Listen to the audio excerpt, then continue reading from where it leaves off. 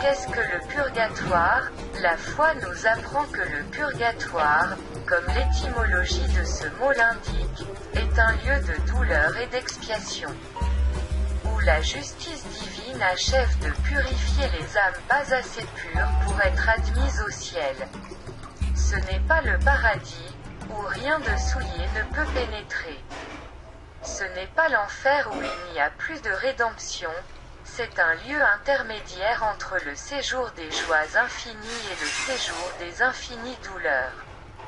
Il tient de l'enfer par la rigueur de ses supplices, il tient du ciel par la sainteté de ceux qui y gémissent. C'est un feu dévorant mais qui purifie, c'est un séjour de larmes. Mais ce n'est pas le lieu des pleurs éternels dont parle l'Évangile. Le travail de purification terminé, Dieu appellera près de lui ces âmes affranchies par la souffrance, pour les associer à son propre bonheur. Le purgatoire est donc une peine temporaire, et il n'existera plus après le jugement dernier. Tel est le purgatoire. C'est là que souffrent et gémissent la plupart des âmes qui ont terminé leur pèlerinage d'ici-bas. Car l'entrée immédiate dans le paradis n'est le privilège que d'un petit nombre. C'est là que certains de nos parents, de nos bienfaiteurs, de nos amis sont peut-être encore. C'est là que nous-mêmes serons vraisemblablement un jour. Et peut-être bientôt. Et qui pourrait se flatter de mourir assez pur pour ne rien avoir à expier? Il importe donc de bien connaître l'état de ces pauvres âmes pour compatir à leur douleur et pour mériter d'être soulagés à notre tour. 2. Pourquoi le purgatoire? Lorsqu'une âme paraît devant le souverain juge, si elle est exempte de toute souillure, Jésus lui ouvre le ciel et lui décerne la couronne promise aux justes. Mais, si cette âme ne porte sur la robe de son innocence que quelques légères souillures, que deviendra-t-elle? Où ira-t-elle? Que deviendront tant d'autres âmes pas assez pures pour monter au ciel? Pas assez obscures pour choisir l'enfer? Ne verront-elles donc jamais la face de Dieu? Bénissons le Seigneur qui a trouvé le moyen de concilier les droits de sa justice et de sa miséricorde, en plaçant le purgatoire comme un jalon entre le ciel et l'enfer. Là, ces âmes s'épurent comme l'or dans le creuset.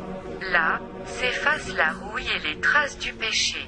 Aussi Tertullien, faisant allusion aux souffrances qu'on y endure, les appelle les tourments de la miséricorde. Considérez donc que le purgatoire a sa raison d'être. Oui, il est nécessaire pour compléter la pénitence que nous n'aurons pas faite en ce monde pour satisfaire à la justice divine, et mériter par l'expiation, une immense gloire. C'est une invention de la bénignité du Sauveur, que nous pourrions appeler un 8e sacrement, le « sacrement du feu », pour les âmes auxquelles les sacrements véritables de l'Église n'ont pas suffi à conférer une pureté parfaite. Gloire donc à la miséricorde divine qui sauve par le purgatoire ceux que nous avons aimés, et nous fournit les moyens d'abréger leurs souffrances et de leur ouvrir le ciel.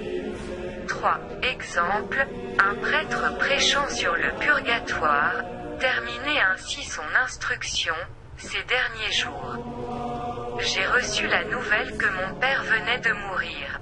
Étant éloigné de ma famille, cette nouvelle m'a brisé le cœur. Je n'ai pas eu le bonheur de l'embrasser pour la dernière fois. Je n'ai pas pu lui fermer les yeux de ma main qu'il aimait tant à baiser lorsqu'elle reçut l'onction du sacerdoce. Dans la peine que je ressens, dans la douleur qui m'accable, l'unique consolation que j'éprouve, c'est de pouvoir le recommander à vos prières à vous tous qui êtes si bons et si indulgents pour moi. Lorsque dans cette pensée, je monte à l'autel, afin d'offrir le saint sacrifice pour le repos de l'âme de mon Père, il me semble que je ne l'ai pas perdu, il me semble enfin que ma prière adoucie, abrège ses peines. le délivre du purgatoire et lui ouvre le ciel, où il m'a donné rendez-vous dans la maison de Dieu. C'est une pensée sainte et salutaire de prier pour les morts. Oh, que le purgatoire est bien une invention de la miséricorde de Dieu. Prions, j'adore, ô mon Dieu, vos éternels décrets. Je confesse que le purgatoire, en conciliant votre justice et votre miséricorde, est une œuvre de votre amour. Faites, Seigneur, que j'évite par la pénitence, ce lieu de peine et de privation. Et que ma prière obtienne de votre indulgence paternelle, la fin de l'exil de ces âmes souffrantes qui vous appellent avec tant d'ardeur. Ô Jésus, soyez leur propice. Appelez vos enfants et nos frères au repos éternel, et que la lumière qui ne s'éteint plus luise sur eux. Qu'ils reposent en paix. Amen. Par toi, le monde entier a connu la vérité. Par toi se sont fondées des églises sur toute la terre.